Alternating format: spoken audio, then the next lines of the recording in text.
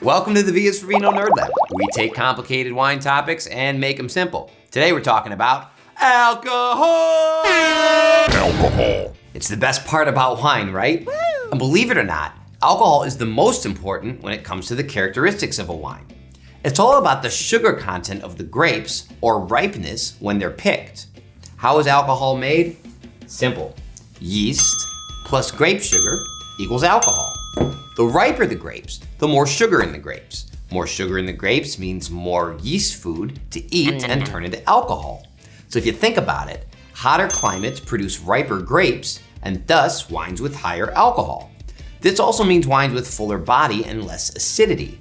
Let's say you're comparing two of the same types of wines, say two Chardonnays, and one has a higher alcohol content than the other.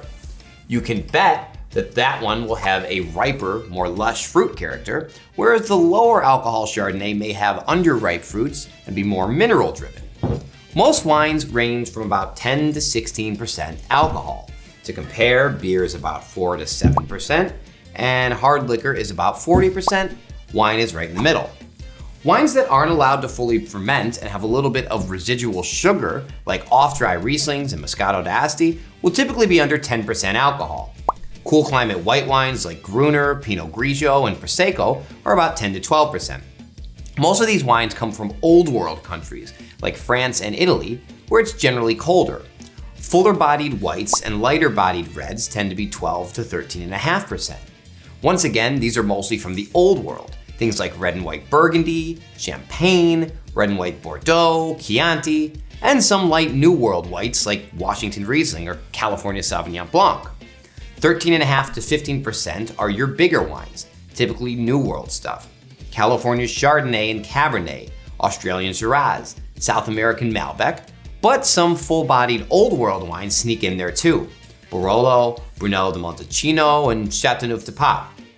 Finally, above 15%, we're talking huge. Wines like Ripe Zinfandel, Petit Syrah, California GSM, and Amarone. Wines max out around 16% because that's the most alcohol yeast can handle before it dies off.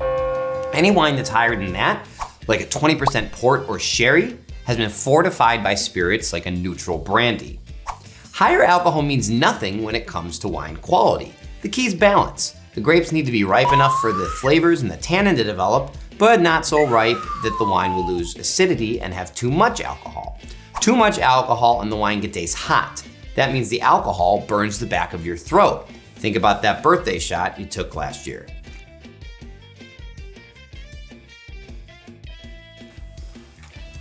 Oh, if you've ever seen somebody looking at the legs of a wine and commenting on them as if they were walking down a runway, know this.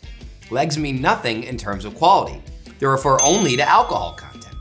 Because alcohol and water evaporate at different rates, legs are simply thicker and slower, and a wine where the alcohol content is higher. I hope you enjoyed today's Nerd Lab on alcohol, and as always, keep geeking out.